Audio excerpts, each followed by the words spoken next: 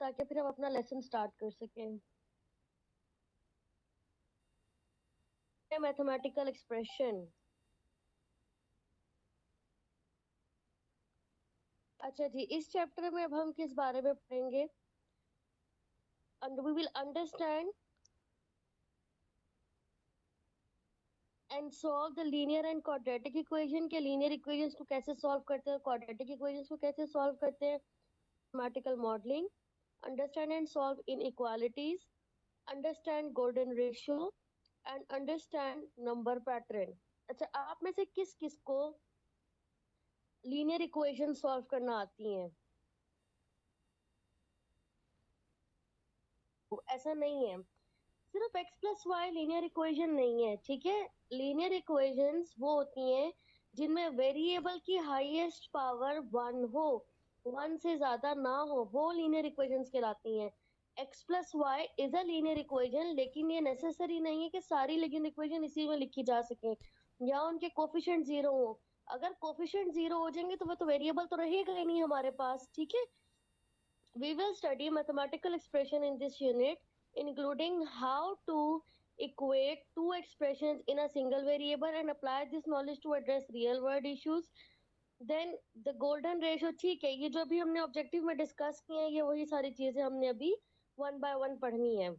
उससे पहले जरा हम मैथमेटिकल एक्सप्रेशन के बारे में पढ़ लेते हैं। मैथमेटिकल एक्सप्रेशन बच्चे क्या होता है कि आपके पास कोई एक इक्वेशन तो तब बनती है ना जब इक्वालिटी का साइन आ जाए। अगर हमारे पास इक्वालिटी का साइन मौजूद नहीं है, ठीक है, और अगर हमने सिर्फ एक एक्सप्रेशन बनानी है तो उस एक्सप्रेशन के लिए हमें वेरिएबल्स चाहिए, कोफिशिएंट्स चाहिए और या तो फिर कुछ कांस्टेंट्स चाहिए। बेटा स्क्रीन तो ऑन ही है।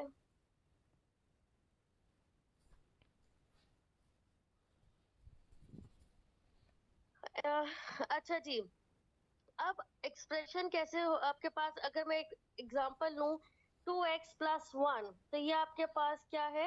एल्जेब्रिक एक्सप्रेशन है जिसमें 2 क्या है? वो कोफिशिएंट है, x क्या है? वेरिएबल है, और 1 क्या है आपके पास? 1 इज अ कांस्टेंट। अब x की पावर कुछ भी नहीं लिखी हुई, तो इसका मतलब है x की पावर 1 है, और ये आपके पास लीनियर एक्सप्रेशन है, ठीक है। अब इसी तरह अगर हम आगे इसकी फर्दर डिटेल्स पढ़ें जो इन्होंने यहाँ पर मेंशन की हुई हैं। In algebra, we come across 4 expressions: algebraic expressions, trigonometric expression, logarithmic expression and exponential expression. अगर हम मैथ्स की बात करें, अलजेब्रा की बात करें, तो हम 4 तरह के expressions पढ़ रहे होते हैं: algebraic, trigonometric, logarithmic and exponential. If an expression is composed of 2 or more different mathematical expressions, then it is known as transcendental expression. दो एक्सप्रेशंस मुख्तलिफ तरह की शामिल हों जिसमें अगर लॉगरिथमिक और आपके पास एक्सपोनेंशियल भी आ जाए फॉर एग्जांपल, तो ये आपके पास क्या बच जाती है? इसको हम कहते हैं transcendental expression. An equation is formed if we connect two mathematical expression with a sign of equality. अगर मैं दो expressions के दरमियान में equality का sign ले आऊं तो वो क्या बन जाएगी? एक equation बन जाएगी. The expression involving one or more variable having a maximum component exponent of one is known as linear expression. कह रहे हैं कि किसी expression के अंदर एक या एक से ज्यादा terms और variables मौजूद हो और उनमें वेरिएबल्स की पावर आपके पास 1 है, तो वो आपके पास लीनियर एक्सप्रेशन कहलाएगी। Next is the variable of two linear expression is known as a linear equation. अगर दो लीनियर एक्सप्रेशंस को हम इक्वालिटी के साइन के से लगा दें तो वो आपके पास क्या आ जाएगा? एक लीनियर इक्वेशन बन जाएगी। The general form of a linear equation is ax plus by plus c equals to 0। ये आपके पास general form of linear equation in 2 variables है, ठीक है, जिसमें एक वेरिएबल x है, दूसरा वेरिएबल y है। a और b क्या है? कोफिशिएंट्स हैं या इनको हम नंबर्स कहेंगे, और c हमारे पास प्योरली एक कांस्टेंट है क्योंकि इसके साथ कोई भी वेरिएबल नहीं आ रहा। ठीक हो गया जी।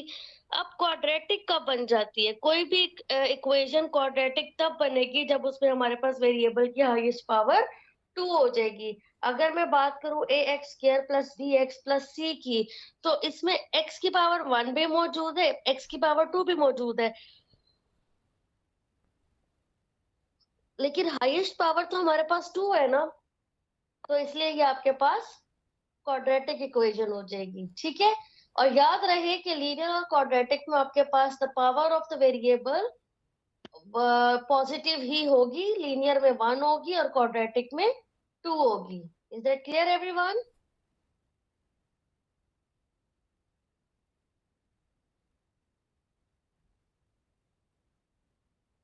Any question class? Can be expressed as equations and include relationship between known and unknown numbers. We refer to these problems as word problems. Since the equations are typically expressed in words, we will address a few real word problems. अब basically हम ना linear और quadratic की उस पे जाने लगे हैं, एप्लीकेशंस पे जाने लगे हैं। अगर हमारे पास वर्ड प्रॉब्लम्स आ जाती है तो कैसे सॉल्व करते हैं उन वर्ड प्रॉब्लम्स को? वर्ड प्रॉब्लम्स को जी सॉल्व करने का तरीका ये होता है कि आपने क्या करना है, सबसे पहले एग्जामिन करना है सिचुएशन को बड़े ध्यान से कि हमें क्या चीजें गिवन है और क्या चीजें पूछी गई हैं। ठीक है, अब इसका तरीकेकार आपके पास ये होगा कि आपने देखना है, एक सेकेंड,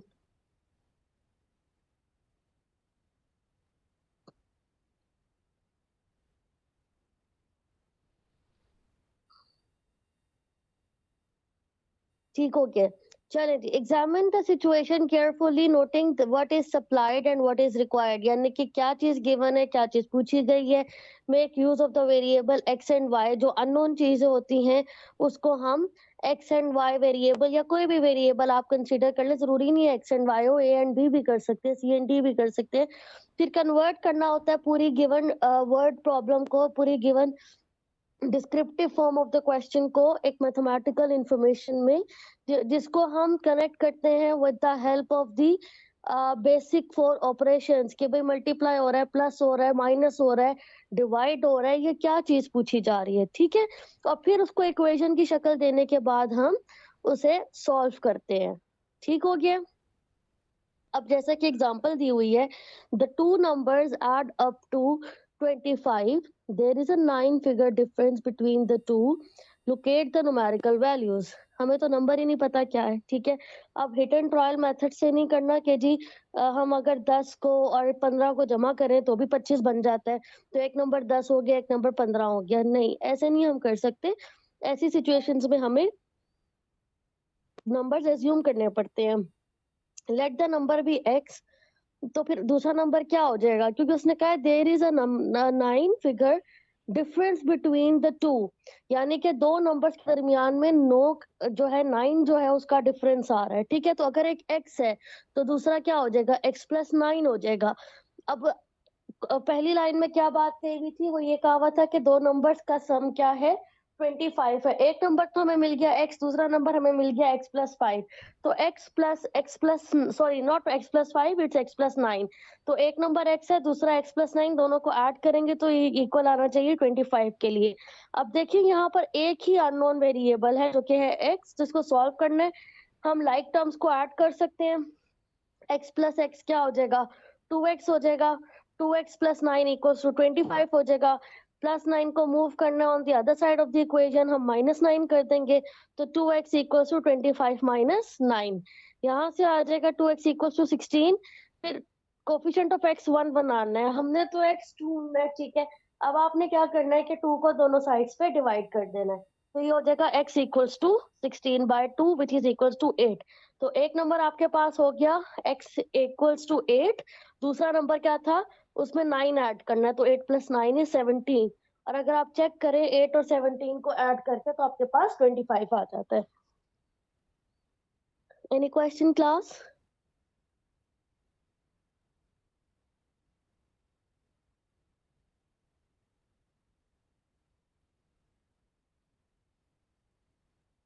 नहीं बेटे, वो कह रहे हैं कि जो डिफरेंस दो नंबर्स का जो फर्क है ना वो 9 है। तो अगर पहला नंबर x था, दूसरा नंबर कैसे आएगा अगर उसमें हम 9 और ऐड कर देंगे। ठीक है बेटा, आपको क्या बिल्कुल भी समझ में नहीं आई, जरा आप मुझे बताएंगी। दो नंबर है जिनका सम 25 है, उन दो नंबरों में से अगर हम दोनों नंबरों का फर्क देखें तो वो 9 नंबरों का फर्क आता है। यानी एक नंबर अगर पहला था उसमें अगला नंबर जो है उसके दरमियान में 9 डिजिट्स का फासला होगा। तो खुद सोचिए अगर पहला नंबर 1 है तो आफ्टर 9 डिजिट्स कौन सा नंबर आएगा? आप उसमें 9 ऐड करेंगे ना, ठीक है? आप लोग पहली दफा में क्यों नहीं सुनते हैं?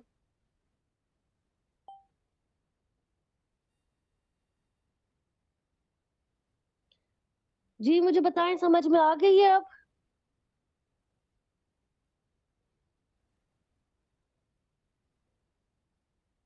बिल्कुल ऐसे ही है एमन, अगर आप 17 और 8 को माइनस भी करें तो आपके पास 9 आ जाते हैं, जिससे पता चल जाता है कि जो नंबर आपने लिए थे वो ठीक है। बेटा ये सिंपल इक्वेशन है। अगर आप लोगों ने 9th 10th तक भी जो है ना, आप माशाल्लाह बीएस के बच्चे हैं, बीएस का मतलब है आप लोग सेकेंड ईयर तक पढ़ कर आए हैं, तो 12वीं क्लास से पहले ना 10वीं तक मैथ लाजमी होता है, ठीक है? 10वीं में जो है ना बहुत बेसिक से ऊपर मैथ पढ़ा दिया जा चुका होता है, अगर आप लोगों ने पढ़ा है तो उसमें जो है ना, जब आपके पास 2x इक्वल्स टू किसी इक्वेशन के लाइक नंबर की हो ना, 2x इक्वल्स टू 16, तो x को सब्जेक्ट बनाने के लिए, x का कोफिशिएंट 1 करने के लिए हम देखते हैं अगर एक नंबर मल्टीप्लाई हो रहा है उसे खत्म करना है तो दोनों साइड्स पर डिवाइड करेंगे। अब आप लोग इतने भोले बन के क्लासरूम में ना बैठा करें जैसे आप लोगों ने कभी 1 2 भी नहीं पढ़ी।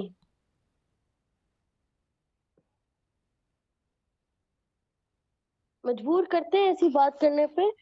बेटे ये बहुत बेसिक चीज है, आपने ग्रेड 1 से 10 तक मैथ पढ़ा होता है, हर हाल में पढ़ा हुआ होता है।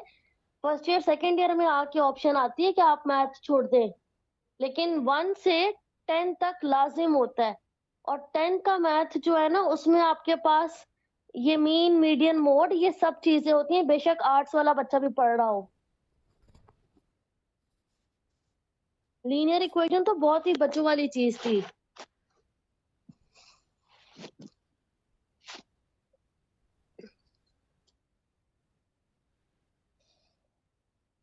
एग्जाम्पल नंबर 2 है अगली। There is a 48-bit dispensary between the two numbers. The two numbers have a ratio 7:3. Which two numbers are they? कौन से दो नंबर होंगे? वो कह रहा है कि 48-bit dispensary और दो नंबरों के दरमियान है, दो नंबरों की रेशो आपको दे दी गई है, ठीक है? अब हम इनकी कॉमन रेशो निकाल लेते हैं। जब भी रेशो की बात होती है ना तो हम कॉमन रेशो देखते हैं, क्योंकि देखिए अगर आपके पास 12/18 एक नंबर है तो 12/18 का मतलब क्या है कि आप उसको जब सॉल्व करके लिखेंगे तो आप उसको बिल्कुल सिंपलेस्ट फॉर्म में लिखेंगे, ठीक है? तो ये आपके पास क्या हो जाएगा, 2/3 बन जाएगा। तो अब हमने क्या देखना है, इनकी कॉमन रेशो देखनी है। कॉमन रेशो तो हम ऐसे नहीं अंदाजा लगा सकते कि क्या होगी, तो उसके लिए क्या करना है, एक्स ले लेना है। एक्स ले लिया जी, डिफरेंस उसने बताया हुआ है 48 है, तो आपने क्या करना है 7x माइनस 3x, क्योंकि डिफरेंस है ना, रेशियोज की डिफरेंस लेने हैं। 7x minus 3x equals to 48। अब 7x माइनस 3x किया तो आपके पास क्या आ जाएगा बेटा?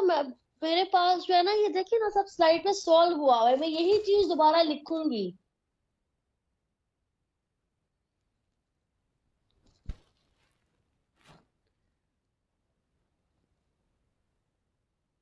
अभी हम 5th चैप्टर पे हैं और हमें अभी 9 तक कंप्लीट करने हैं, ठीक है? चीजें लिखी हुई हैं, या तो ना लिखी गई होती है और मैं जुबानी बता रही होती ना तो फिर एक अलग बात थी। लिखा हुआ है सब सामने, जो लिखा हुआ मैंने वही दोबारा व्हाइट बोर्ड पे लिख देना है, मैं इसलिए आपसे कह रही हूँ।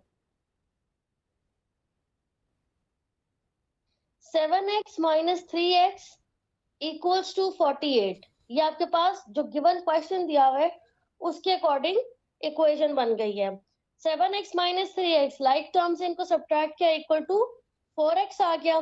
4x equals to 48। अब आपने क्या करना है, 4 को दोनों साइड्स पे डिवाइड कर देना, तो 48 डिवाइडेड बाय 4 किसके इक्वल आ जाएगा, 12। तो एक नंबर आपके पास था x इक्वल्स आ गया 12 के, लेकिन हमारे पास जो कॉमन रेशो वाले दो नंबर थे वो क्या थे, 7:3 था। तो 7 इंटू हम x करेंगे, 7 इंटू 12 करेंगे तो एक नंबर आ जाएगा 84, दूसरा नंबर आ जाएगा 3 इंटू 12 36। ठीक हो गया?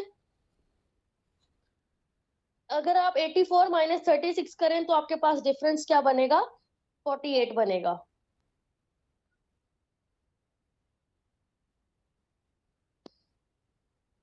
उम्मीद है सबको समझ आ गई होगी यहाँ तक। देखिए इन दोनों एग्जांपल्स को खुद से सॉल्व करें पेपर पे, फिर और क्लियर हो जाएगा। मैं आप लोगों को 5 मिनट दे रही हूँ करने के लिए। जिन लोगों को नहीं समझ आ रही थी ना, वो जरा एक दफा पेपर पेन लेकर बैठे, हाथ से करना शुरू करें। सामने दोनों एग्जांपल सॉल्व हुई भी पड़ी हैं, अभी अभी करें। मैं आपसे 5 मिनट बाद पूछूंगी।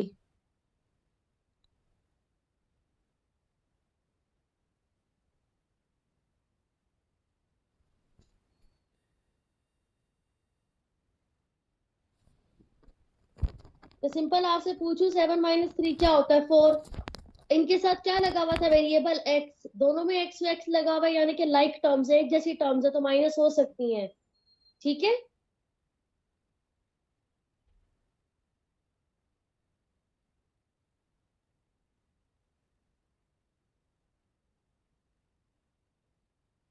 चलिए जी नेक्स्ट पढ़ते हैं गोल्डन रेशो के बारे में। In mathematics two quantities x and y, अगर एक्स बड़ा है वाई से, are in golden ratio denote by 5। ठीक है, वो कह रहा है कि दो क्वांटिटीज हैं, एक एक्स है एक वाई है। जहां हम कह रहे हैं एक्स बड़ा है वाई से, ये गोल्डन रेशियो कहलाएंगी। और अगर हम इनको डिनोट कर दें यानी इनको रिप्रेजेंट कर दें फाइव से, if the ratio between them and the greater of the two values is the same, अगर दोनों की रेशियो और जो बड़ी वैल्यू है वो सेम है, तो उसको हम लिख सकते हैं x plus y divided by x equals to x over y. ये समझिए, ये गोल्डन रेशियो का इन्होंने एक फॉर्मूला दे दिया है, x plus y over x equals to x over y. लेकिन अगर हम वन इक्वेशन को यूज करें, तो यहां से हम ये भी कह सकते हैं, फ्रैक्शन अब अलग अलग कर रहे हैं, बड़े गौर से सुनने वाली ये चीज है। यहाँ मैं आपको बताती हूँ, हम फ्रैक्शन यूज कर रहे हैं।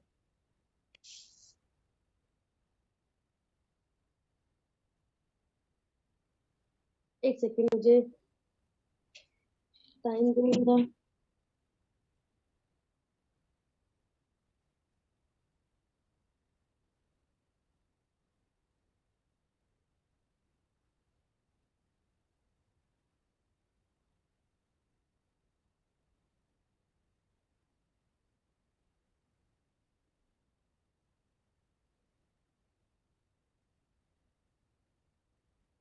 अच्छा जी, ये आपके पास आ जाएगा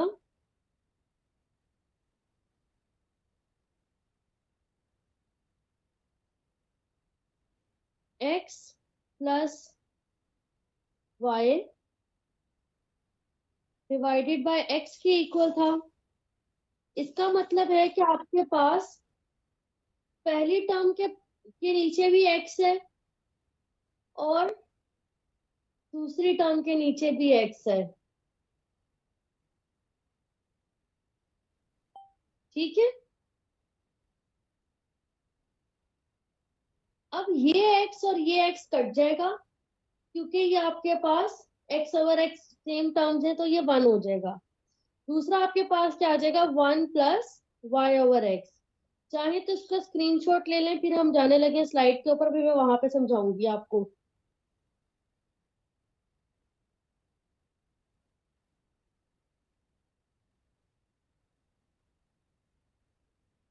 अरे भाई, बोर्ड यूज किया है, कैसे नहीं है? मेरी दूसरी डिवाइस पे साफ शो हो रहा है।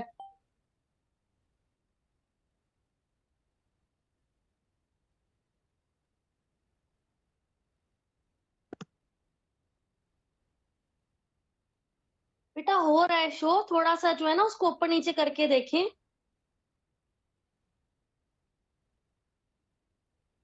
जिसको शो हो रहा है वो प्लीज स्क्रीनशॉट शेयर कर दे।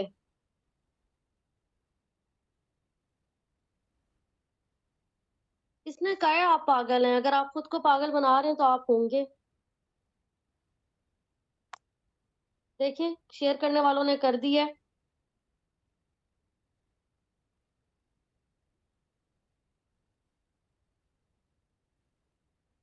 तमीज से बात किया करें, स्टूडेंट है और तमीज नाम की चीज नहीं है आप में। और ये जो लोग अब स्क्रीनशॉट शेयर कर रहे हैं वो वाले कि हमें नहीं शो हो रहा, तो बेटे आपके साथ के स्टूडेंट्स हैं, टीचर की तरफ से मसला होता ना तो एक को भी शो ना होता।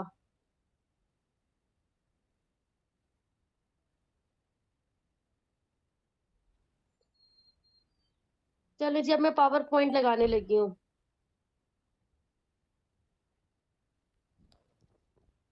तो जरा सब्र रख लिया करें, आप लोगों के नेट इश्यूज होते हैं, ठीक है।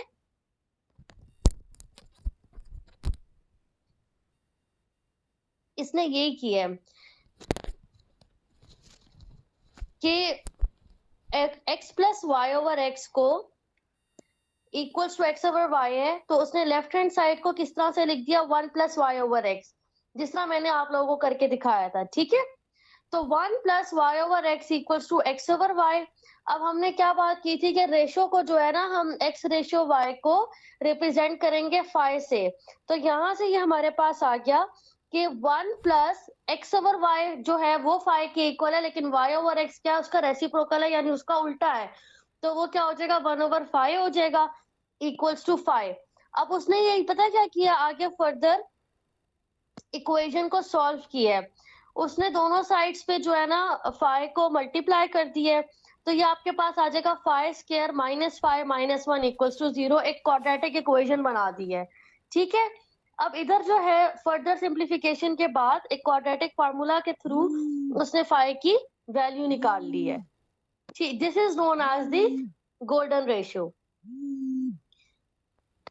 Any question class?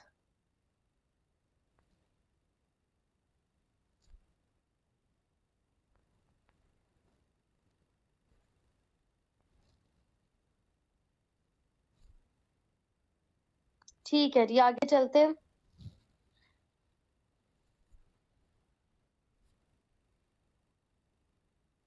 एग्जाम्पल पे आते हैं। The golden ratio is 1.68 and you have a piece. बहुत ही ब्लर हुई हुई है।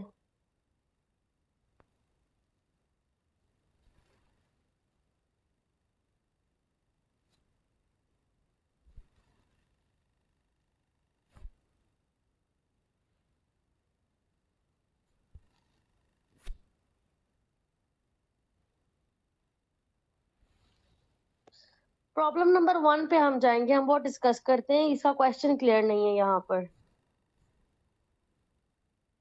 आप लोग को क्लियर शो हो रहा है, फिर मेरी तरफ से कोई मसला आया हुआ है इसका?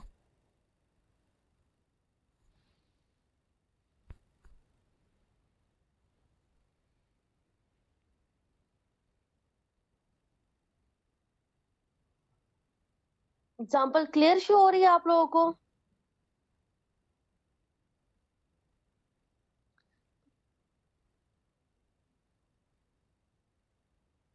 Following A B over B C equals to A C over A B.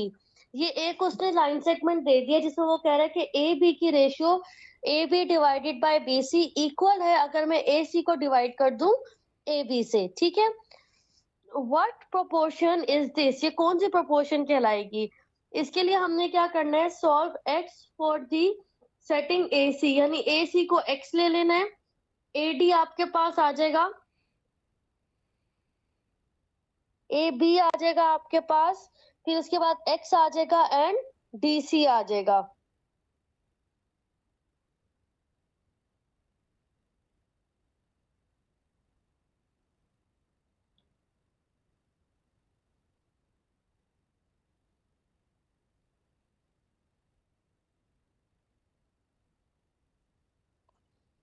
आप लोग एक सेकंड रुकिए।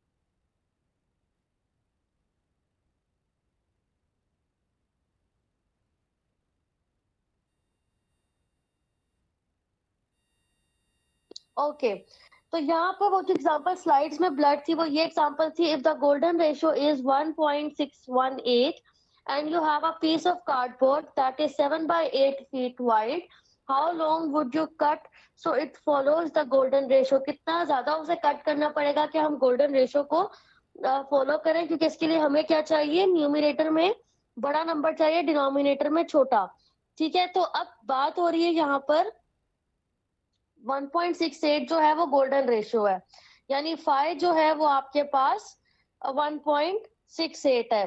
लेकिन ये जो 7/8 दिया हुआ है, अगर हम इसको सॉल्व करें, 7 डिवाइडेड बाई 8 इसको किसके इक्वल होता है? 0.875 के इक्वल होता है। ठीक है, 7 को 8 पे डिवाइड करेंगे तो 0.875 आ जाएगा। अब ये जो 7/8 है, ये एक पीस है कार्डबोर्ड का। ठीक है, एक पीस है। अब आपने क्या बताना है कि हमने ये शो करना है कि हमें और कितने मजीद पीसेस में कट करना पड़ेगा कि हम गोल्डन रेशियो रिप्रेजेंट कर सके। तो उसके लिए कार्डबोर्ड की टोटल लेंथ हमें पता होनी चाहिए। कार्डबोर्ड की टोटल लेंथ लेट से हम ले लेते हैं कि x के इक्वल है। अगर कार्डबोर्ड की टोटल लेंथ x के इक्वल है तो दैट मीन्स कि जो पीस उसने काट के दिया हुआ है 7/8, वो 7/8 जो है वो y के इक्वल है। तो आपने क्या करना है, 1.618 equals to x divided by 0.875। यहाँ से x की वैल्यू निकालेंगे, 1.618 को मल्टीप्लाई कर दे 0.875 से, तो वो इक्वल हो जाता है 1.416 के। ठीक हो गया क्लास?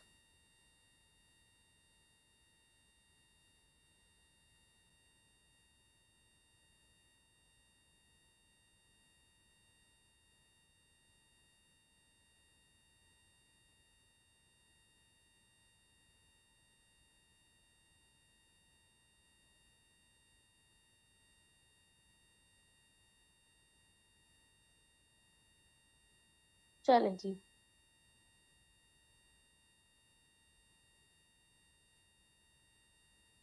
नेक्स्ट है फाइंडिंग अ गोल्डन रेशियो। अगर आपके पास एक लाइन सेगमेंट दी हुई है,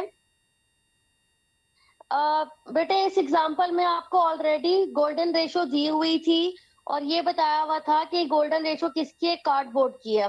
कार्डबोर्ड के पीस को कट किया तो हमारे पास एक पीस आ जाता है 7/8। आपने ये शो करना है कि इसको और कितने पीसेस में कट करना पड़ेगा कि गोल्डन रेशियो शो करे। गोल्डन रेशियो कहती है कि एक्स बड़ा होना चाहिए, वाई छोटा होना चाहिए, एक्स ओवर वाई हो। ठीक है, तो इसमें हमने क्या करना है, 1.618 equal to x divided by 0.875 कर देना है। 0.875 कहाँ से आया? 7 डिवाइडेड बाई 8 करके आया है। ठीक है, तो अब आपने इन दोनों को मल्टीप्लाई किया तो आपके पास एक्स आ जाएगा।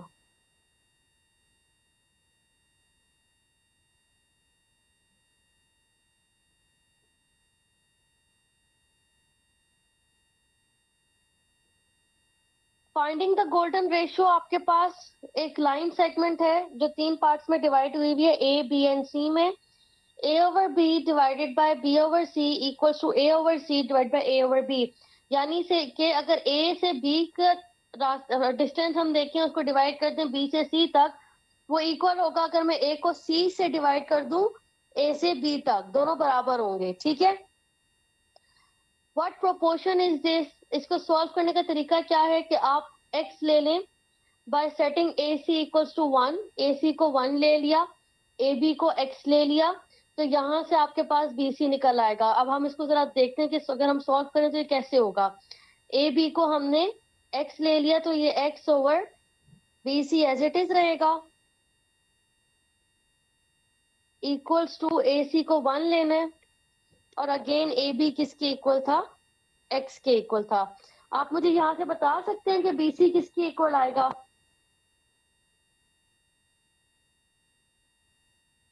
जरा सॉल्व करके बताएं कि बी सी किसके इक्वल आएगा यहाँ से।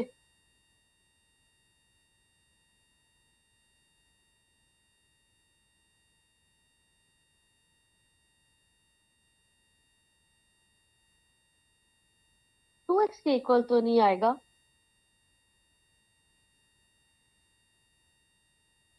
एक्स स्क्वायर के इक्वल आएगा, बिल्कुल, क्योंकि एक्स उधर जाके मल्टीप्लाई होगा और बीसी उधर चला जाएगा, तो BC equals to x into x equals to x square.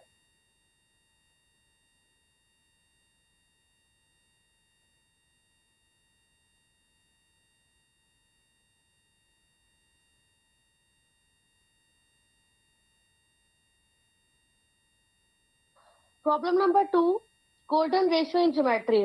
There are some basic geometric construction that use the golden ratio. A semicircle contains an inscribed square, यानी एक semicircle है, नहीं कट नहीं होंगे क्योंकि वो डिनोमिनेटर से न्यूमिनेटर में जा रहा है तो वो मल्टीप्लाई होंगे।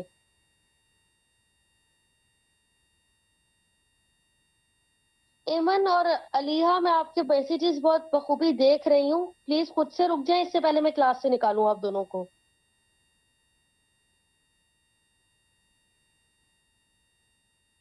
A semicircle contain an inscribed square. The ratio A over B divided by AB divided by BC is a golden ratio. We have to prove it. ठीक है। अब आपने क्या, आपको दिया हुआ है एक सर्कल, उसका हाफ में कट किया हुआ है लाइन सेगमेंट के थ्रू, जो कि आपके पास है, सेमी सर्कल बना रही है, फिर आपके वो, और सेमी सर्कल के अंदर एक स्क्वायर उन्होंने फिट किया हुआ है। अब इसको हमने बताना है कि A B ratio B C जो है ये गोल्डन रेशियो है। अब इसके लिए क्या करेंगे हम, A B divided by B C equals to A C divided by A B, ये आपके पास रूल है।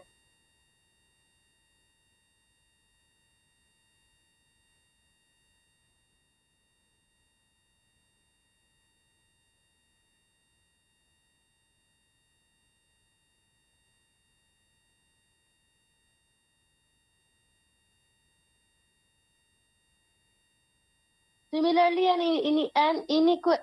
an equilateral triangle is carved in a circle. We draw a line through a middle of two triangles sides. The golden ratio is AB divided by BC. अच्छा, एक circle है, circle के अंदर एक ट्रायंगल है।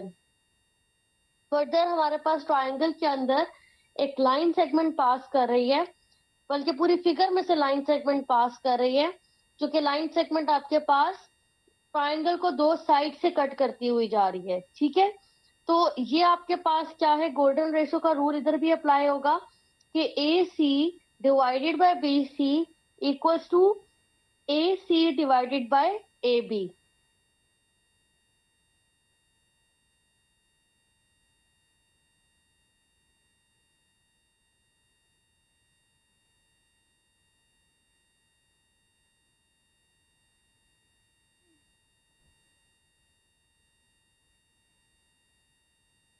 अच्छा जी, नेक्स्ट हमारे पास है golden ratio and Fibonacci sequence. Fibonacci sequence basically क्या होती है, एक ऐसी सीक्वेंस है जो कि कंटिन्यू है, चलती जा रही है, और उसमें एक स्पेसिफिक पैटर्न फॉलो हो रहा होता है हमारे पास,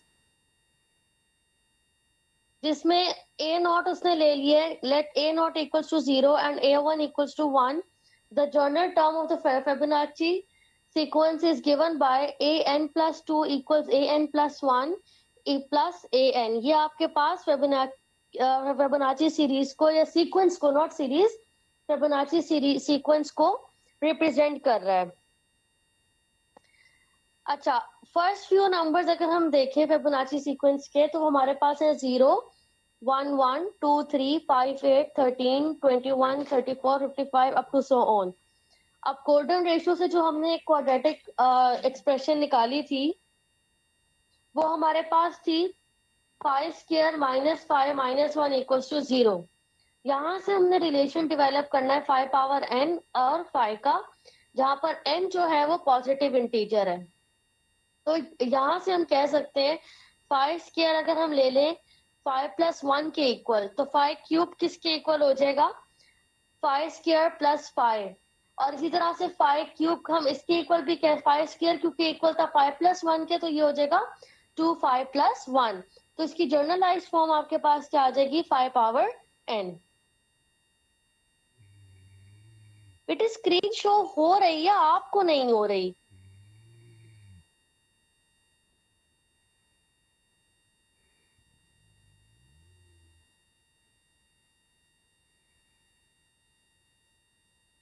जिनको शेयर हो रही है प्लीज जरा इनको स्क्रीनशॉट शेयर कर दें इनके साथ, ताकि इन लोगों को यकीन आ जाए कि अपना इंटरनेट देखने की जरूरत है इन्हें।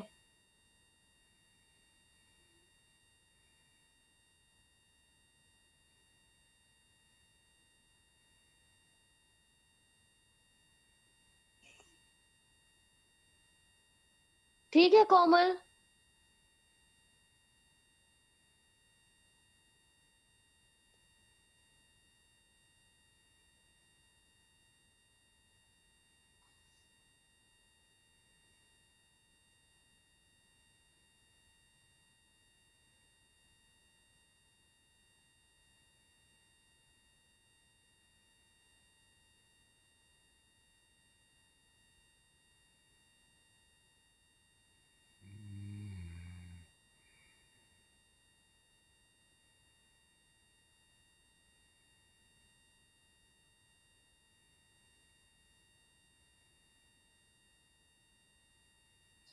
चले जी क्लास आगे चलते हैं. Comparison of statement and their use in social and economic problems.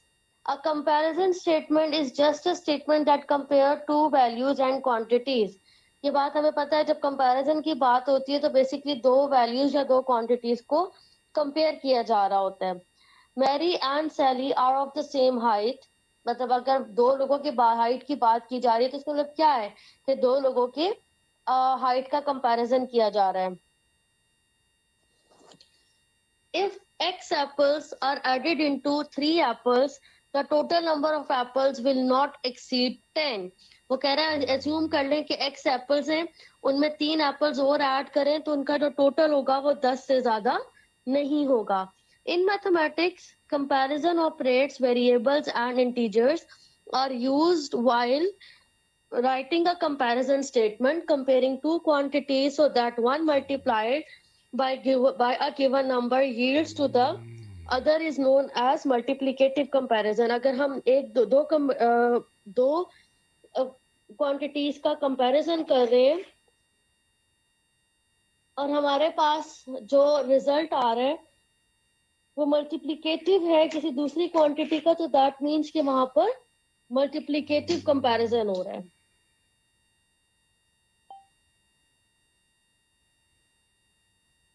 5 times greater than का मतलब क्या है कि हमने एक क्वांटिटी ले लेनी है सिंगल यूनिट पे, दूसरी क्वांटिटी जो होगी वो उससे 5 गुना ज्यादा होगी.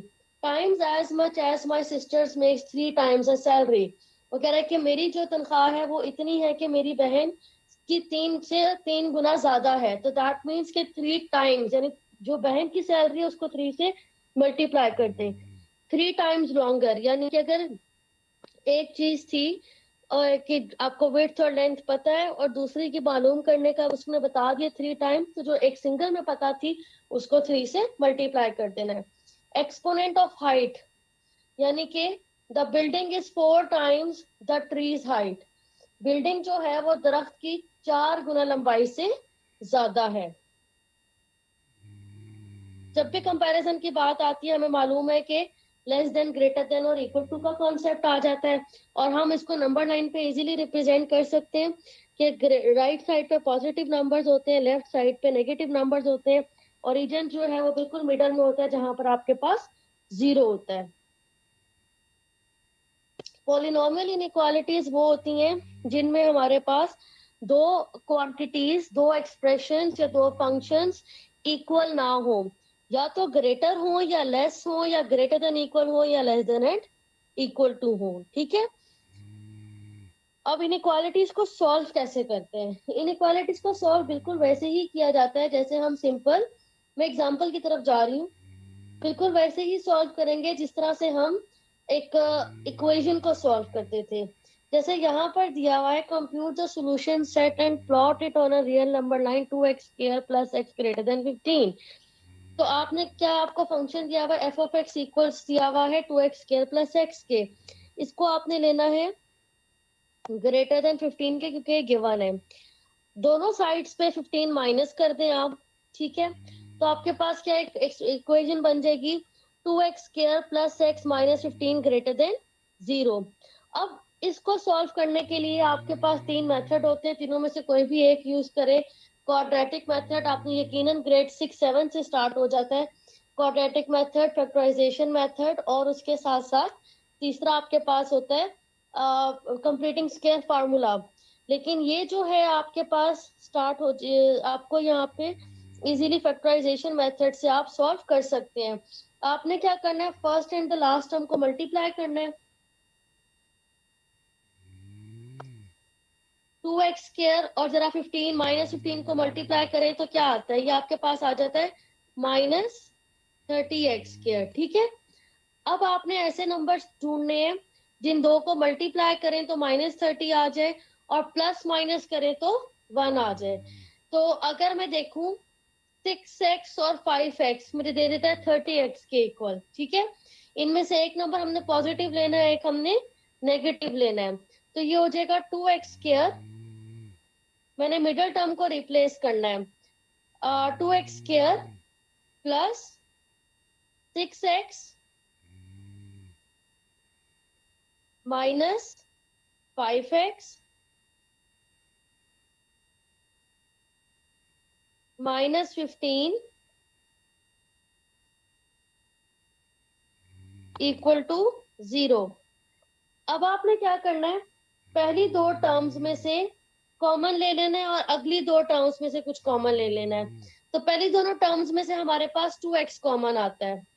जब 2x कॉमन लिया तो आपके पास रह जाता है x plus 3।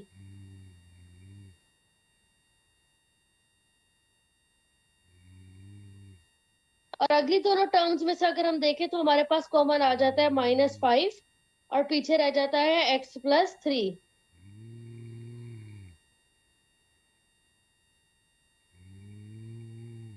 Bracket close equal to 0। अब अगर आप फर्दर नोट करें,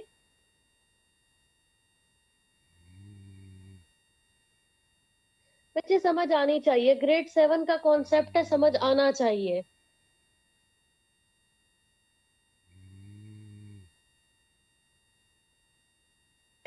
6x बेसिकली मैंने क्या किया, सायरा, मैंने यहाँ पर जो मिडल टर्म x है ना, किसी भी मेथड से कर सकते हैं बिल्कुल, जो मिडल टर्म x है ना, मैंने उसको उसको रिप्लेस कर दिया है विथ 6x माइनस 5x से। 6 में से 5 निकालेंगे तो एक ही बचेगा, ठीक है, तो x ही रह जाएगा। सिर्फ x को रिप्लेस किया, 3 टर्म्स के बजाय 4 टर्म्स बना लिए। बिल्कुल, इसे फैक्टराइजेशन मेथड कहते हैं। 6x और 5x हमारे पास कहाँ से आया, वो मैंने 2x² और -15 को मल्टीप्लाई किया तो वो -30 बना। तो -30 के फैक्टर्स इस तरह से ढूंढने थे कि वो मल्टीप्लाई करो तो -30x² आए और प्लस या माइनस करो तो x आए। उसको रिप्लेस कर दिया, पहली दोनों टर्म्स में से कुछ कॉमन लेना है, अगली दोनों टर्म्स में से कुछ कॉमन लेना है। कॉमन इस तरह से लेना है कि आपके पास ब्रैकेट सेम रह जाए। अब ब्रैकेट्स दोनों कॉमन है तो आपके पास आ जाएगा 2x-5 इंटू x प्लस 3, क्योंकि ब्रैकेट कॉमन आ गया ना तो ब्रैकेट कॉमन ले लिया। जी बिल्कुल, ये x 52 नहीं होगा, ये x 5/2 होगा। ये जिस भी स्टूडेंट ने कहा है ठीक कहा है, ठीक है, ये 5/2 बनेगा और x की वैल्यू आ जाएगी -3। तो यहाँ पे हमारे पास f है 2x इंटरसेप्ट, एक -3 और एक 5/2। ठीक हो गया। आप किसी और मेथड से भी कर सकते हैं, फैक्टराइजेशन से कर लें या फिर कंप्लीटिंग स्क्वायर से करें, ठीक आ जाएगा, आंसर सेम आएगा।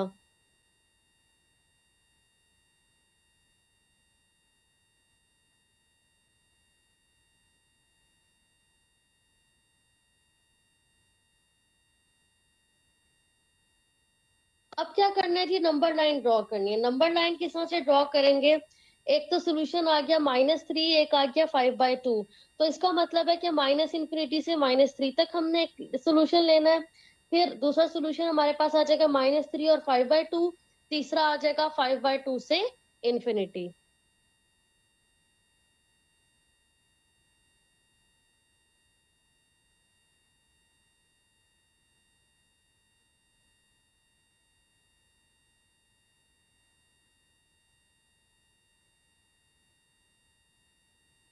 Another example is given जिसमें आपको कहा है with an initial velocity 96 feet per second, a ball is hurled vertically upward from the top to the leaning tower of Pisa, which is 190 feet high. How long will it take for a ball to go higher than the tower? तो यहाँ पर आपके पास क्या है, S हम ले लेंगे initial position को, V हमारे पास रिप्रेजेंट कर रहा है इनिशियल वेलोसिटी। तो आपके पास स्पीड, आपका जो इनिशियल पोजीशन है वो बनेगी -16t² plus v0t plus s0। v0 equal है जी 96 के और s0 इक्वल है 190 के। अब ये जो क्वाड्रेटिक इक्वेशन है बेटा, वो बॉक्सेस बेसिकली क्या थे, ये आपके पास -∞ से -3 आंसर कब कब आ रहा है, जब आप उसको देखिए ना, ये आपने करना है, वैल्यूज टेस्ट करनी है। अब आप -∞ से -3 कोई भी वैल्यू लो, आप -2 ले लो, नहीं -2 तो खैर नहीं आएगी, -4 ले लो। इस इक्वेशन में जो ये आपके पास दी हुई है, इसमें आपने -4 सब्सटीट्यूट करना है। इसमें से कोई एक वैल्यू चूज करो, -3 कर लो या -4 कर लो, इसमें सब्सटीट्यूट करो तो आपके पास -4 आएगा, ठीक है। और -3 और 5/2 के दरमियान में से कोई एक वैल्यू ले लो तो वो आपके पास आ जाएगा। 5/2 से इंफिनिटी के दरमियान में से कोई वैल्यू ले लो तो वो आपके पास ये आंसर रिजल्ट्स आ जाएंगे। ठीक है,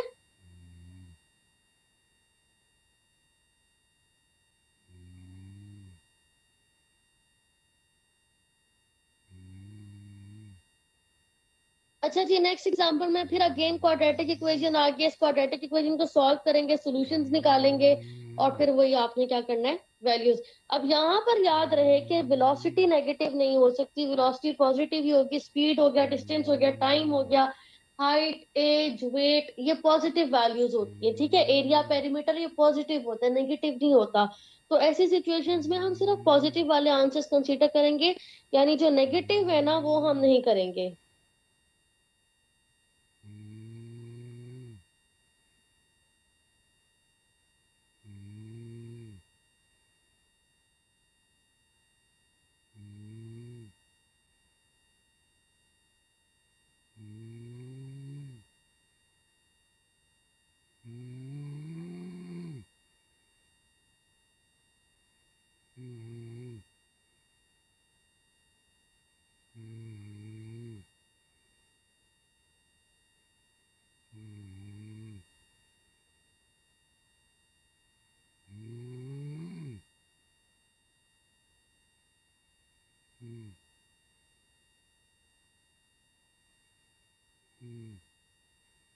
अच्छा जी, अब हम आगे चलते हैं।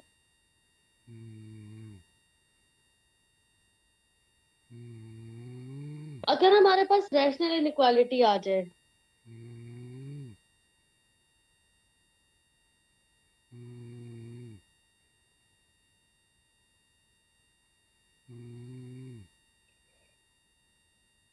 solve the graph and the solution set of the following rational inequality: x+1 over x+3 is greater than equal to 2।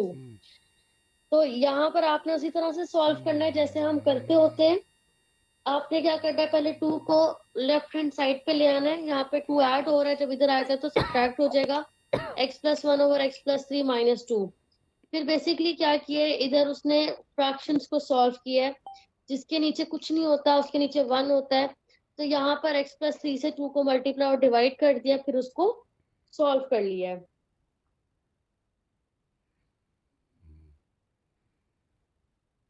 Class please behave.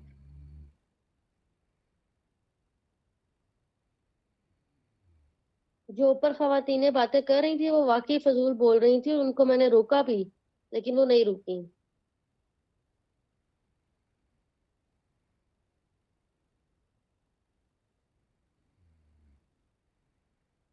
उन्हें खुद तमीज वैसे होनी चाहिए कि क्लास अटेंड करने के क्या रूल्स हैं।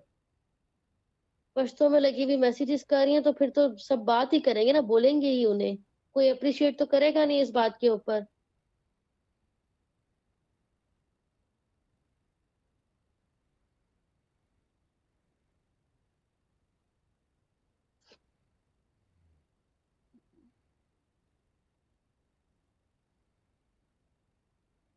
बेटे कुछ स्किप नहीं करवाया है उस, ये देखिए अभी हमने ये एग्जांपल किया, उसके बाद रैशनल और रैशनल इनइक्वालिटी को सॉल्यूशंस पे आ गई कि उनको सॉल्व कैसे करना है।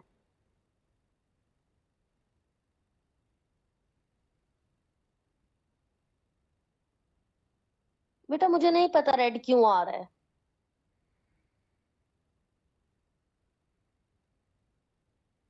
मैं आपको बताती हूँ -x -5 कैसे आया। इस तरह से आया कि ये था x+1 ओवर x+3। मुझे डिनोमिनेटर सेम करने थे, फ्रैक्शन सॉल्व करनी थी। तो मैंने क्या किया इधर, एक सेकंड मुझे रुके, मैं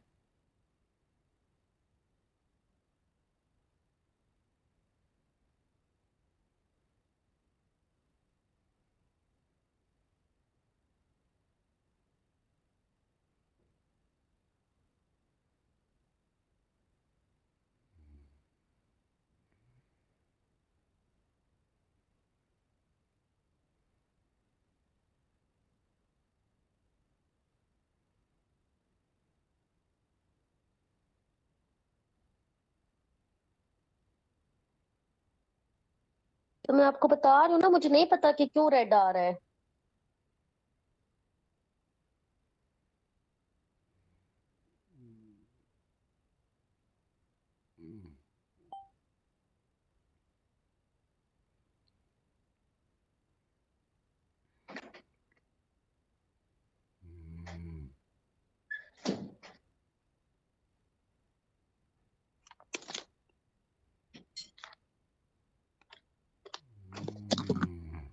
चले जी, अब मैं आपको बताती हूँ। इसमें आपने क्या करना है, 2 इंटू डिनोमिनेटर सेम करना है, तो x+3 से मल्टीप्लाई भी करेंगे और x+3 से डिवाइड भी कर देंगे, ठीक है। अब इसको जरा सॉल्व करें, की हुई है बुक शेयर ग्रुप में। तो ये हो जाएगा x+1 -2 multiply x is -2x, -2 multiply 3 is -6।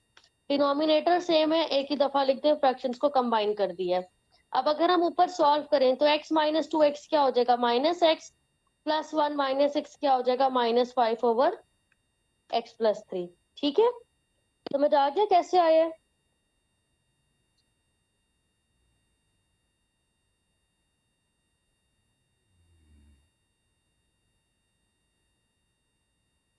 अच्छा, अब ये आपके पास बन गया -x -5 greater than over x+3 greater than equal to 0। तो यहाँ से डिनोमिनेटर जब उस तरफ जाएगा तो वो 0 हो जाएगा, और आपके पास बेसिकली -x -5 इक्वल टू 0 बनेगा, या फिर x+3 इक्वल टू 0 बनेगा। तो इधर से आपके पास x की एक वैल्यू आ जाएगी -5, और यहाँ से x की वैल्यू आ जाएगी -3। ठीक है, शाबाश, ये किसी बच्चे ने सॉल्व किया, गुड।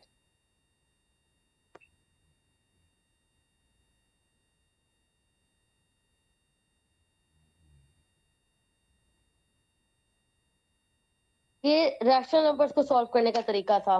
नंबर पैटर्न्स क्या होते हैं, numerous spirals and the other complex mathematical patterns can be found in a nature's creation. For instance, spirals are formed when the individual flowers in a sunflower head are arranged. छोटे छोटे numbers को आप बहुत करीब करीब से जोड़ना शुरू कर दे तो वो आपके पास एक स्पाइरल फॉर्म बनना शुरू हो जाती है। ठीक है, जो फिबोनाची नंबर्स है ना, इनका बड़ा बहुत रिप्रेजेंटेशन जो इनकी होती है, जब हम ग्राफिकल रिप्रेजेंटेशन करते हैं तो ये एक स्पाइरल फॉर्म ही बनाते हैं, तो जो कि एक स्पेसिफिक नंबर पैटर्न फॉलो कर रहे होते हैं। There are 21 spirals in a clockwise direction and 34 spirals in a counterclockwise in some species. According to the type of the sunflower, the exact number can be 21. Sunflower के अंदर ना छोटे छोटे spirals होते हैं, और वो स्पाइरल्स क्या है, कितने हैं जी, 21 है। कुछ स्पीशीज में 21 होते हैं, कुछ में 34 होते हैं, कुछ में 55 होते हैं, और कुछ में उससे ज्यादा होते हैं, 89 और 144। स्पाइरल फॉर्म, स्पाइरल जिसको हम रिंग भी कहते हैं, जैसे स्नेल के ऊपर एक स्पाइरल सी फॉर्म बनी होती है ना, वो। This finding is made even more intriguing when we take into account a pattern or series of numbers that the 13th century Italian mathematician Leonardo of Pisa, popularly known as Fibonacci, studied. इस बंदे ने जो है ना ये Fibonacci study की थी। Fibonacci sequence of numbers starts as follows and is unlimited in length. हमें नहीं पता कहाँ तक है, अनलिमिटेड है। 3 से स्टार्ट होते हैं, 3, 5, 8, 13, और देखिए 3 ऐड होता जा रहा है बेसिकली। ठीक है, 2 ऐड, पहले 2 ऐड हुआ, ठीक है, 3 और 5 के दरमियान जो डिफरेंस है वो 2 का है, फिर 3 ऐड हुआ, फिर उसके बाद 5 ऐड हुआ, पैटर्न देखते रहे इनका, फिर 21 - 13 करें तो ये 8 आ गया। ठीक है, ये एक पैटर्न फॉलो कर रहा है। The initial part of the terms are 1. Any additional terms are the total of the 2 terms that came before. जो थर्ड टर्म होती है वो पहली दोनों टर्म्स का सम है। फिबोनाची सीरीज अब आपको ज्यादा बेहतर समझ आएगी। आपके पास बेसिकली जो पहला नंबर था ना रेड से, वो 1 था, जो दूसरा था वो 2 था, 1 + 2 किया तो क्या आ गया, 3। अब 3 के बाद अगला नंबर क्या है, वो 2 ऐड होना चाहिए उसमें। 3 में 2 ऐड किया तो आपके पास आ गया 5। 5 के बाद तीसरा नंबर 8 कैसे आएगा, जब आप 5 और 3 को ऐड करेंगे। अब 13 लाने के लिए आपने क्या करना है, 8 और 5 को ऐड करना है। 21 लाने के लिए क्या करना है, 13 और 8 को ऐड करना है। अब पैटर्न समझ में आ रहा है कुछ। जो तीसरा नंबर होगा या जो पांचवा नंबर होगा वो पिछले 2 नंबर्स का सम होगा।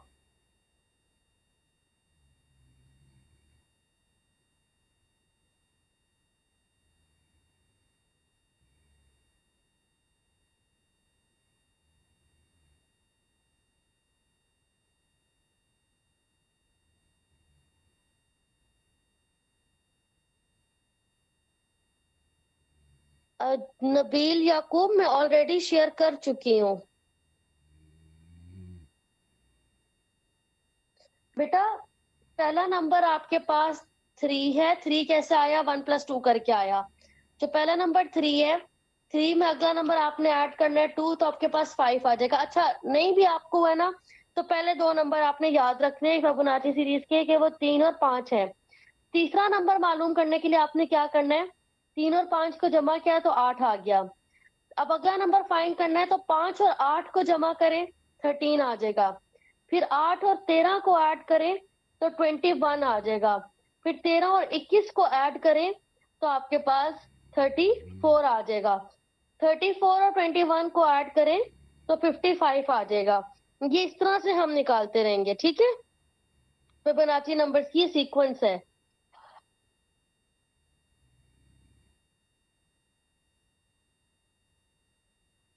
यही सारी उसमें डिटेल बताई हुई है यहाँ तक, ठीक हो गया। अब आपको कहते हैं स्किप करा दिए, स्किप नहीं कराए, आसान सी जुबान में बता दिए।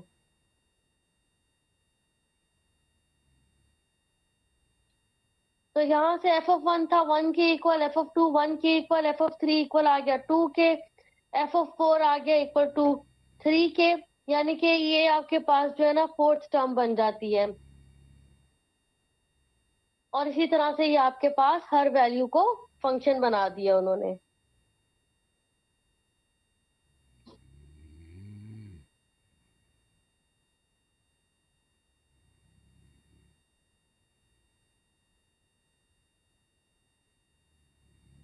If phi is the golden ratio, A15 is 610. What is A16 of the Fibonacci series? वो कह रहे हैं अगर A15 जो है 610 है तो A16 क्या होगी, और फाइ जो है ना वो गोल्डन रेशियो है। तो ये पीछे फॉर्मूला था, an is approximately equal to an - 1 into phi. तो an आपके पास, हमने n क्या फाइंड करना है, 16। n हमारे पास है यहाँ पर 16 के इक्वल। तो A16 इक्वल हो जाएगा A16 - 1 into five. A16 equals to A15 - 5। A15 equal था 610 के, सॉरी ये माइनस नहीं, मल्टीप्लाई करना है। 610 मल्टीप्लाई 5 की वैल्यू आपके पास क्या है, फिक्स्ड वैल्यू थी 1.618। इसको सॉल्व करेंगे तो 987 के इक्वल आ जाएगा अप्रोक्सीमेटली, ठीक है।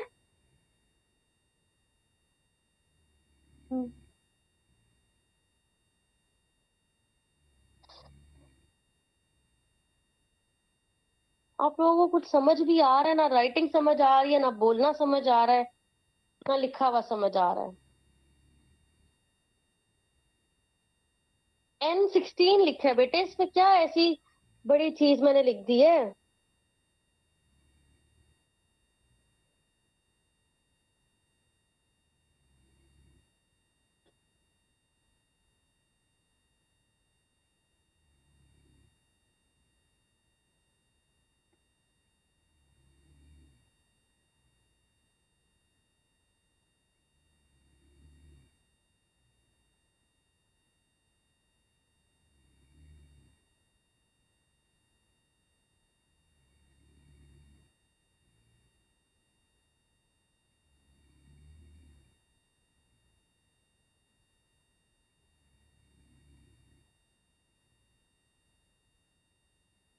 ये फाइ की वैल्यू फिक्स्ड वैल्यू है 1.618।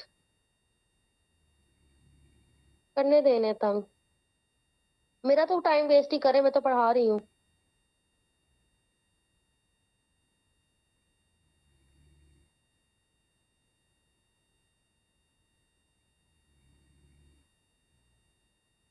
जी बिल्कुल, फाइव की वैल्यू पुट की है।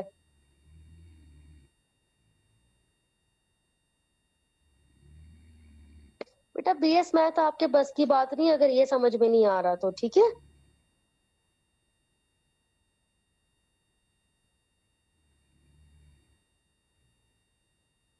नबील याकूब, लास्ट वार्निंग फॉर यू, इसके बाद आपकी जितनी अटेंडेंस अब तक हुई भी है ना, वो भी मार्क हो जाएंगी 0।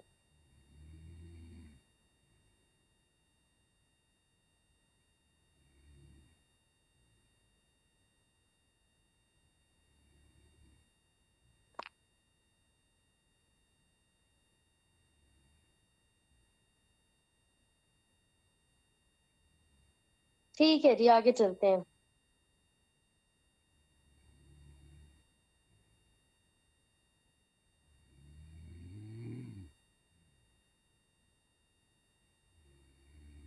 बेटा वो पाए की वैल्यू होती है, यहाँ फाइ की बात हो रही है, फाइ, PHI लिखते हैं इसे।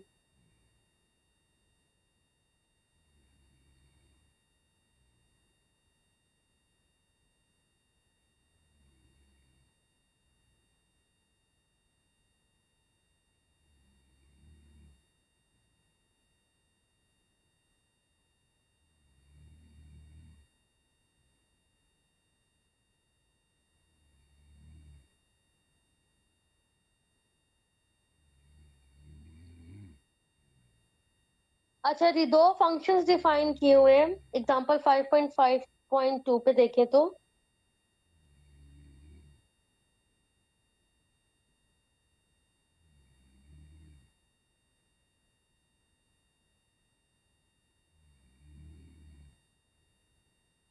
Define the function f and g, जो कि नेचुरल नंबर से रियल नंबर पे मैप कर रहे हैं। ये आपको दिया हुआ है, ए एन दिया हुआ है एफ ऑफ एन की equal which is equal to 3n+4। B n दिया हुआ है जी ऑफ एन के equal which is equal to -1 power n divided by 3n-1। अब आपने इनकी ना टर्म्स, पहली 10 टर्म्स निकालनी है। बेटे बहुत आसान सी चीज है, मैं एक के लिए करके दिखाती हूँ, आप मुझे बाकी बाकी के लिए करके दिखाएंगे, ठीक है। अच्छा, अब हमने क्या करना है यहाँ पर, एफ ऑफ वन फाइंड करना है। एफ ऑफ वन फाइंड करने के लिए मैं एन को 1 ले लूंगी, तो 3 × 1 + 4 विच इज इक्वल्स टू 7। ठीक हो गया। अब एफ ऑफ टू अगर निकालना हो तो आपने क्या करना है, 3 × 2 + 4, 6 + 4 क्या हो जाता है, 10 हो जाता है। इस तरह करते करते ना आपने F3, F4, F5, F6, F7, F8, F9, F10 निकालना है, ठीक है। बेटा करवाते हैं ओपन यूनिवर्सिटी वाले BS मैथ। अब इसी तरह आपने जी ऑफ वन निकालना है और जी ऑफ टू, फिर जी ऑफ 10 तक। तो ये क्या हो जाएगा, -1 पावर 1 डिवाइडेड बाय 3 पावर 1 -1। तो -1/3 - 1, ये हो जाएगा -1/2। ठीक है। इसी तरह जी ऑफ टू निकालना हो तो -1 पावर 2 डिवाइडेड बाय 3 पावर 2 -1। -1 की पावर 2 आपके पास 1 आ जाएगी। हमेशा इवन नंबर, नेगेटिव नंबर में अगर इवन पावर हो तो वो पॉजिटिव नंबर हो जाता है। 3² 9 हो गया, 9 - 1 तो 1/8 हो गया। आप लोग अब सॉल्व करें, F3, F4, F5, F6, F7, F8, F9 और F10 निकाले। इसी तरह से G3 से लेके G10 तक निकाले। 5 मिनट दे रही हूँ मैं आप लोगों को, करें जल्दी से।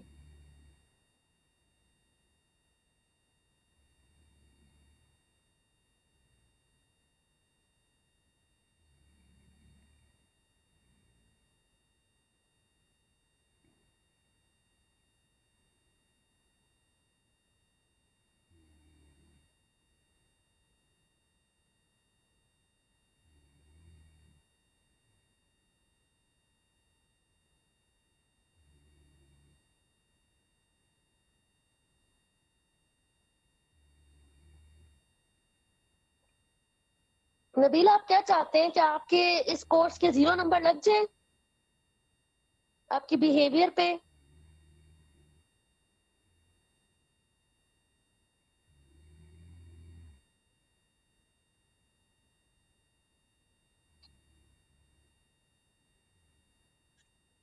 फजूल की जो है ना, आपने चोट चोट लगा रखी है और कुछ नहीं।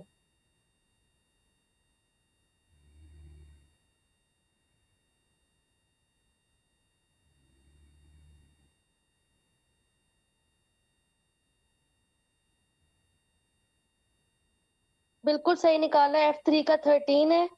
इसी तरह से आप बाकी निकालें। F2 तो मैंने निकाल दिया, वो 10 आता है।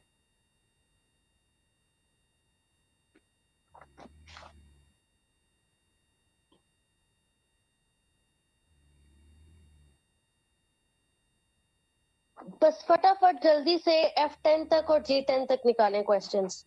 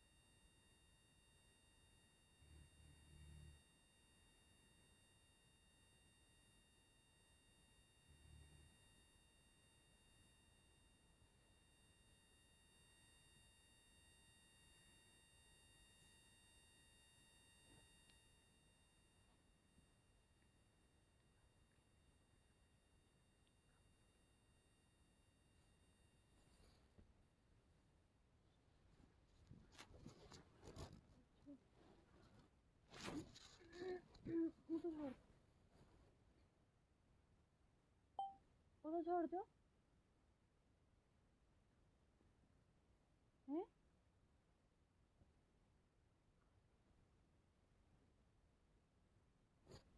मत कर यार, ऐसे तंग नहीं करना है।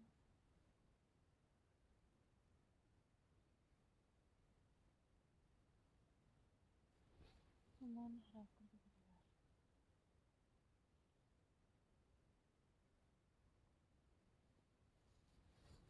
माँ बर्थडे तो नहीं सोती।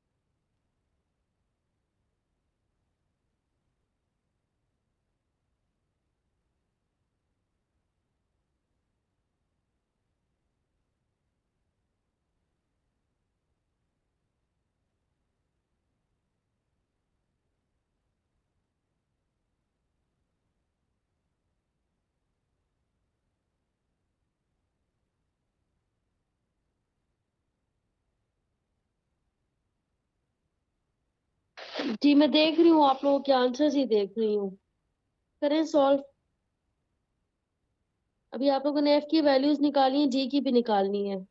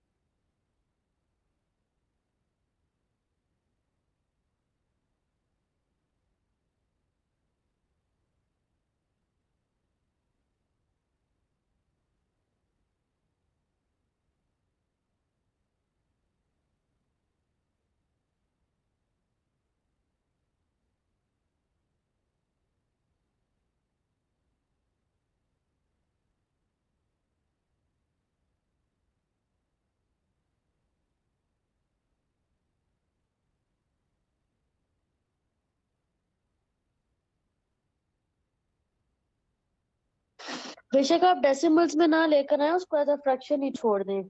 चलिए ठीक है, बस अब आगे चलते हैं, अरिथमेटिक सीक्वेंस और ज्योमेट्रिक सीक्वेंस के बारे में पढ़ते हैं।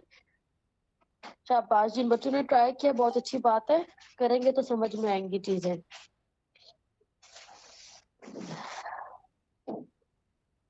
ये हमारा इस चैप्टर का लास्ट टॉपिक है, arithmetic sequence and geometric sequence.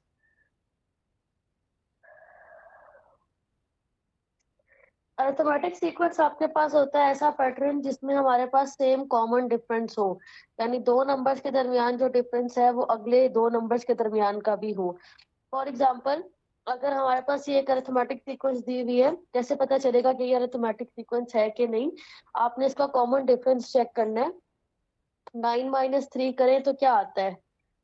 Equal to 6 आता है। ठीक है, इसी तरह अगर आप 15 - 9 करें तो क्या आंसर आता है? 6 आता है। सिमिलरली अगर आप 21 - 9 करें तो भी, सॉरी 21 - 15, 21 - 15 करें तो भी आपके पास 6 आता है। और अगर आप 27 - 21 करें तो भी आपके पास 6 आता है। अगर आपके पास कॉमन डिफरेंस सेम है तो ये आपके पास अरिथमेटिक सीक्वेंस है।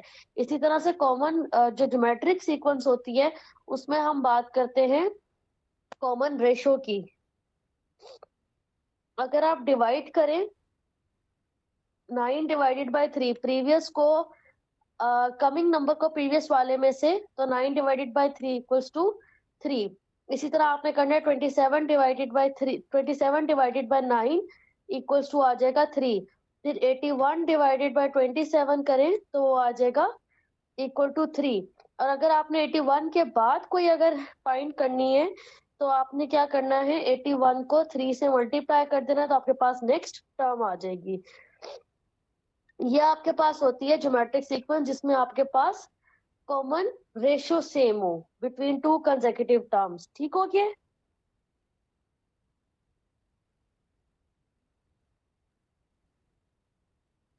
अच्छा, अब कॉमन डिफरेंस में ना, अब सारे रेशो की बात हो रही है, तो इसमें कुछ ऐसे होते हैं जिनमें रेशो लेस देन 1 होती है और रेशो ग्रेटर देन 1 होती है।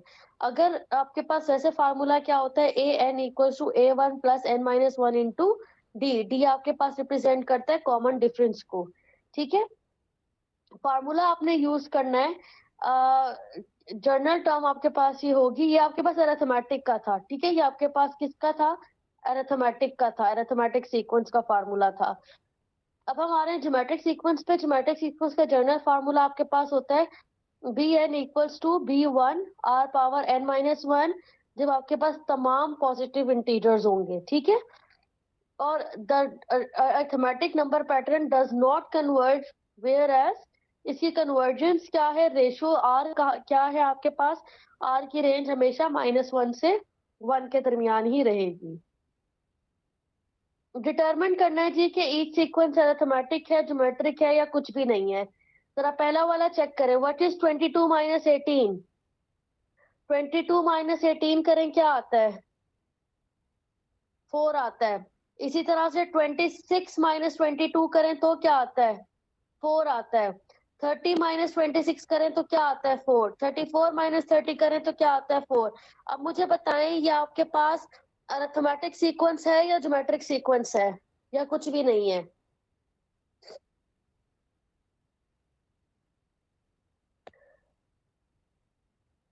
ये अरिथमेटिक सीक्वेंस कहलाएगी या geometric? Arithmetic sequence, good. This is known as arithmetic.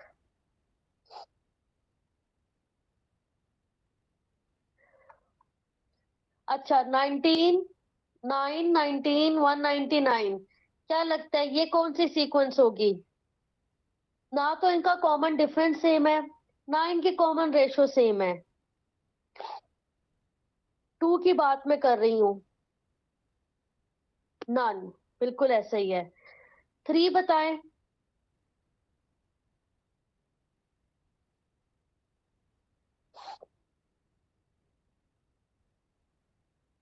3 के बारे में बात करते हैं।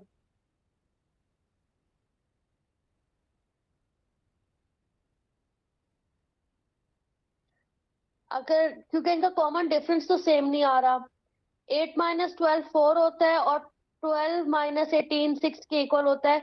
तो ये अरिथमेटिक तो नहीं है, एक दफा चेक कर लेते हैं क्या ये ज्योमेट्रिक है कि नहीं। 12/8 करें तो ये आ जाता है 4 पे अगर हम डिवाइड करें तो 2, 6/2 नहीं 3/2, 3/2 आता है। अब अगला भी देखते हैं क्या 3/2 के इक्वल है। अगर हम 18 डिवाइडेड बाय 12 करें, जी बिल्कुल ये भी 3/2 के इक्वल है। 27/18 करें तो ये भी 3/2 के इक्वल है। तो थर्ड हमारे पास क्या हो जाएगी, ज्योमेट्रिक सीक्वेंस हो जाएगी। ठीक है, इस तरह से चेक करना है आपने। कॉमन डिफरेंस नहीं सेम तो कॉमन रेशो चेक करनी है, कॉमन रेशो नहीं सेम तो इसका मतलब है वो कुछ भी नहीं है। ठीक हो गया।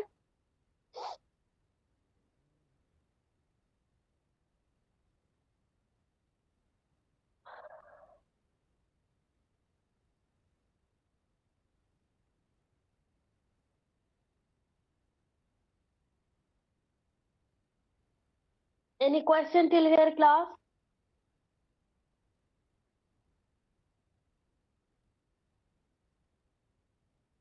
अच्छा जी, nth टर्म फाइंड करनी है सीक्वेंस में से। सबसे पहले तो नोट करना है कि ये ज्योमेट्रिक सीक्वेंस है या अरिथमेटिक सीक्वेंस है। कॉमन डिफरेंस देखा तो वो आता है -5, तो इसका मतलब है ये क्या है, अरिथमेटिक सीक्वेंस है। nth टर्म बनाने के लिए हमें क्या चाहिए होता है, an equals to a1 plus n-1 into d. तो a1 किसके इक्वल है, फर्स्ट टर्म यानी 24 के इक्वल है, प्लस n-1, n हमें नहीं पता क्या है, n as it is 1 as it is, तो ये आपके पास 5 आ जाएगा d। तो an सॉरी -5 के इक्वल आएगा, ये नॉट 5।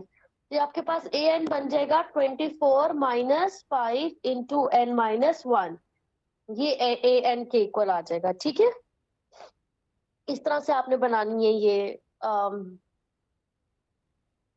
nth term. पहले देखना है कि है कौन सी सीरीज। बेटा ज्योमेट्रिक सीरीज में ये सीक्वेंस में ये देखते हैं कि पहली दो टर्म्स है ना, तो दूसरी टर्म को पहली में से डिवाइड किया तो रेशो अगर हर टर्म की सेम आ रही है तो वो ज्योमेट्रिक रेशो है, ज्योमेट्रिक सीक्वेंस है। दोबारा समझा देती हूँ जी। nth टर्म फाइंड करनी है, पहले तो ये आइडेंटिफाई करना है कि ये ज्योमेट्रिक सीक्वेंस है या अरिथमेटिक सीक्वेंस है। तो जब कॉमन डिफरेंस चेक किया, 19 - 24 किया तो -5 आया, 14 - 19 किया तो -5 आया, 9 - 14 किया तो -5 आया, 4 - 9 करके भी -5 आया, -5 - 4 भी -5 आया, -6 -1 भी -5 आया। तो यहाँ से बात जाहिर होगी d इक्वल है -5 के। अब अरिथमेटिक सीक्वेंस की जनरल टर्म थी an, वो इक्वल थी a1 plus n-1 into D. a1 यानी फर्स्ट टर्म वो है 24 प्लस n हमें नहीं मालूम, हमने n में ही करके लिखना है। d आपके पास इक्वल है -5 के। इसको बस रीअरेंज मैंने कर दिया था और कुछ भी नहीं। -5 मल्टीप्लाई हो रहा था, इधर प्लस माइनस -5 हो गया इंटू n-1, ये आंसर आ गया है। ठीक है, अरूज आई होप कि अब समझ आ गई होगी।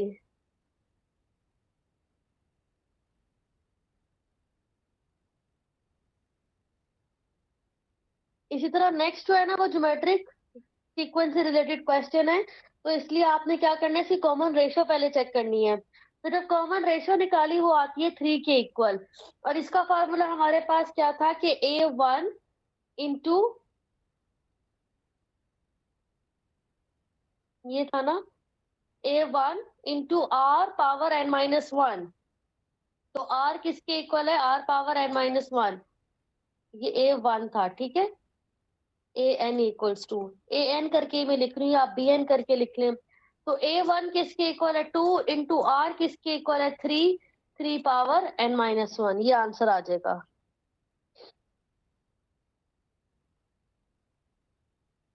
बेटा ग्राफ आप x की पहले सॉल्व करेंगे, जिस तरह हम क्वाड्रेटिक इक्वेशन की मैंने एक दो एग्जांपल्स करवाई थी। आपने x की वैल्यूज निकाली थी, तब x की वैल्यूज आ जाएंगी, वो सब्स्टिट्यूट करके y की वैल्यूज निकालनी है और ग्राफ को प्लॉट करना है। फंक्शंस लेने हैं ना इनको, जो हमने टेबल बनाया था ना उस तरह से।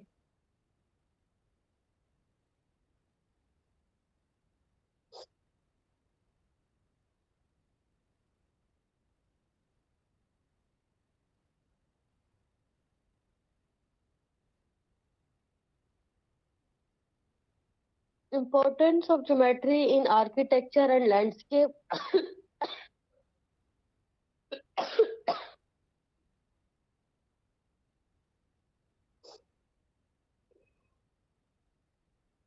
ये बेसिकली कल का जो टॉपिक होगा ना वो ज्योमेट्री से रिलेटेड सारा है।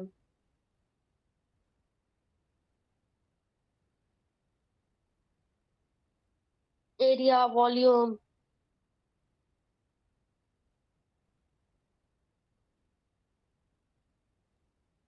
ठीक है जी।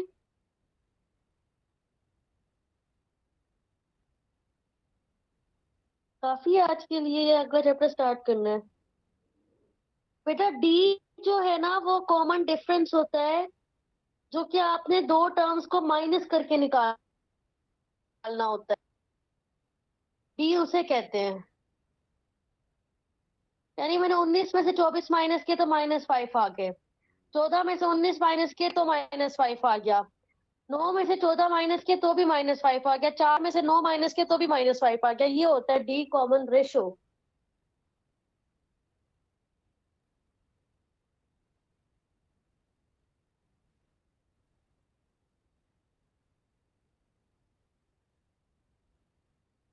चले जी, ख्याल रखें अपना। कल मुलाकात होती है। मैम क्या इसमें ज्योमेट्रिक मीन अरिथमेटिक मीन भी आएगा? सीक्वेंस तक की बात हुई भी है, उससे रिलेटेड कॉन्सेप्ट होना चाहिए। प्रोग्रेशन तो फिर एक और फिर वो चीज हो जाती है।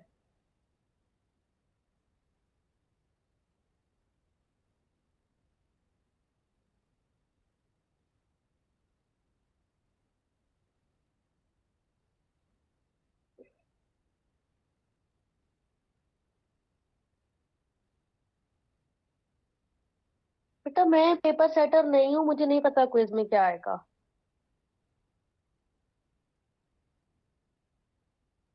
एक सेकंड, आप ये जी की वैल्यूज देख लें यहाँ से, जो बच्ची पूछ रही है ना, ये रही, इधर से वैल्यूज टैली कर लें।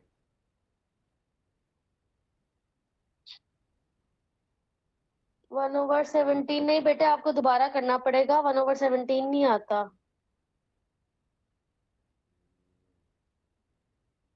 G3 जो बनेगा ना वो बनेगा 1/-1/3 का क्यूब ले तो वो 27 होता है। 27 -1 26, तो -1/26 होगा। ठीक है, पावर लेनी है आपने।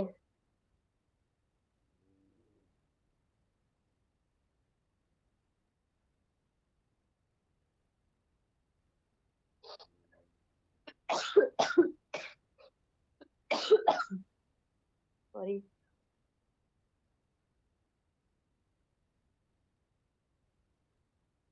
बेटा हुई है ऑलरेडी, शेयर दोबारा कर देती हूँ।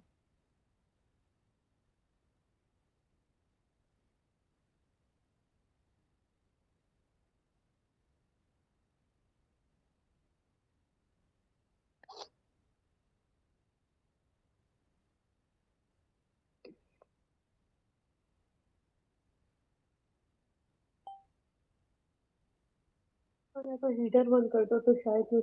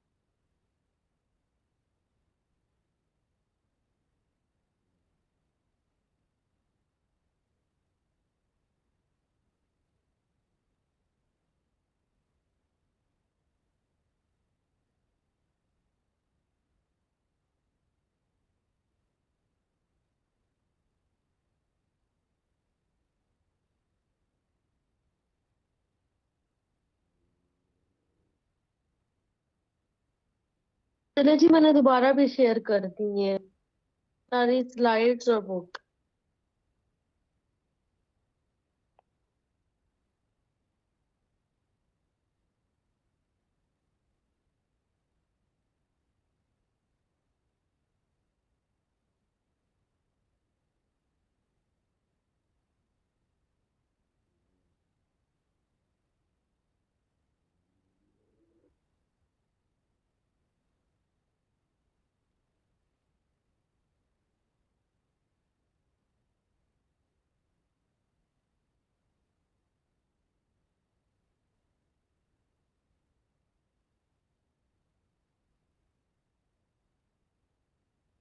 ओके जी, फिर कल मुलाकात होती है इंशाल्लाह आप लोगों से।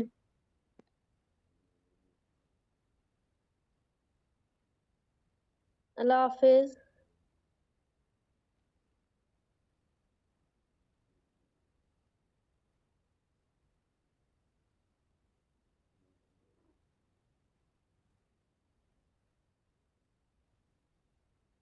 जज़ाकल्लाह। अल्लाह हाफिज जी।